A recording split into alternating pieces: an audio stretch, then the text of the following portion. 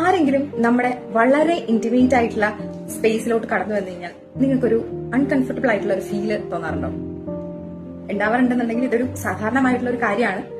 കാരണം നമുക്ക് പലർക്കും തോന്നാം ഇത് എനിക്ക് മാത്രം ഫീൽ ചെയ്യുന്ന ഒരു കാര്യമാണോ. ഫോർ എക്സാമ്പിൾ നമ്മളിപ്പോ പറയുമ്പോൾ നമ്മളിപ്പോ ഒരു ലിഫ്റ്റിൽ നിൽക്കുകയാണെന്നുണ്ടെങ്കിൽ ഒരു അൺകംഫർട്ടബിൾ ഫീൽ നമുക്ക് ചിലപ്പം തോന്നാറുണ്ട്. അത്രയും നേരം നമ്മൾ സംസാരിച്ചുകൊണ്ടിരുന്ന നമ്മുടെ ഇന്റിമേറ്റ്സിന്റെ അടുത്ത് പോലും നമ്മൾ ചിലപ്പം ലിഫ്റ്റിൽ വരുമ്പോൾ നമ്മൾ ഒന്ന് സൈലന്റ് ആവും, അല്ലെ?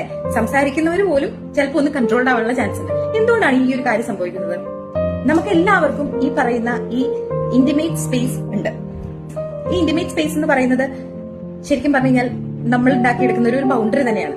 ഈ ബൗണ്ടറിയിലോട്ട് അധികം ആർക്കും പ്രവേശിക്കാൻ പറ്റില്ല കേട്ടോ.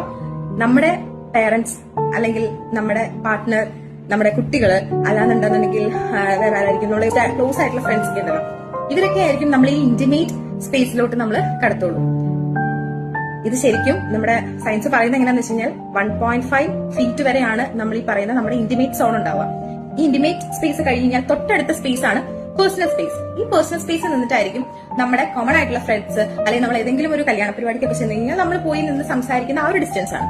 ഇത് ഏകദേശം 4 ഫീറ്റ് വരെ നമുക്ക് പോകാൻ പറ്റും കേട്ടോ. നമ്മൾ ആ ഒരു അകലം ആണ് നമ്മൾ പാലിക്കേണ്ടത്.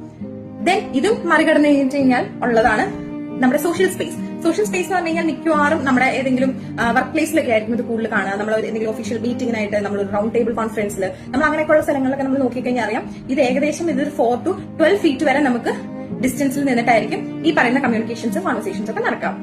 അതേപോലെ തന്നെ അടുത്ത സ്പേസ് ആണ് പബ്ലിക് സ്പേസ് എന്ന് പറയുന്നത്. അത് നമ്മൾ ഈ പറയുന്ന വലിയ വലിയ സ്റ്റേജിൽ നിന്നിട്ട് ആൾക്കാർ സ്പീച്ചുകൾ പറയുന്നു, അല്ലാന്നുണ്ടെങ്കിൽ എന്തെങ്കിലും പെർഫോമൻസുകൾ, ഇതെല്ലാം നമ്മൾ കണ്ടു നിൽക്കുന്നത് ഏകദേശം 12 to ബിയോണ്ട് ഫീറ്റിലായിരിക്കും നമ്മൾ നിൽക്കുന്നുണ്ടാവുക, അല്ലെ?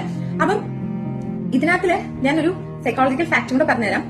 പേഴ്സണൽ സ്പേസ് എന്ന് പറയുന്നത് വളരെ ഇമ്പോർട്ടന്റ് ആയിട്ടുള്ള ഒരു കാര്യമാണ്. അത് നമ്മുടെ റിലേഷൻഷിപ്പ് ഹെൽത്തിയർ ആക്കുകയുള്ളൂ. അതേപോലെ തന്നെയാണ് നമ്മുടെ ഈ ഫിസിക്കൽ സ്പേസും. ഈ ഫിസിക്കൽ സ്പേസും നമുക്ക് ഒരാളുമായിട്ട് കമ്മ്യൂണിക്കേറ്റ് ചെയ്യാനായിട്ട് ഏറ്റവും ബെസ്റ്റ് ആയിട്ടുള്ള ഒരു സ്പേസ് കൺസ്ട്രെയിൻ ആണിത്. ഈ കൺസ്ട്രെയിനിൽ നിന്ന് സംസാരിച്ചു കഴിഞ്ഞാൽ സംസാരിക്കുന്ന രണ്ടു കൂട്ടരും ഭയങ്കര കംഫർട്ടബിൾ ആയിരിക്കും. ഓരോരുത്തരും ഒരു കംഫർട്ടബിൾ സോൺ ആഗ്രഹിക്കുന്നുണ്ട്. അത് മറ്റൊരാളെ ബുദ്ധിമുട്ടിക്കാതെ നമ്മളത് പാലിക്കുക എന്നുള്ളത് നമ്മുടെ കടമയാണ്. അതുകൊണ്ട് ഇതൊരു പുതിയ അറിവാണെന്നുണ്ടെങ്കിൽ എല്ലാവരും ഒന്ന് സേവ് ചെയ്തോളൂ, അതേപോലെ തന്നെ ഷെയർ ചെയ്തോളൂ.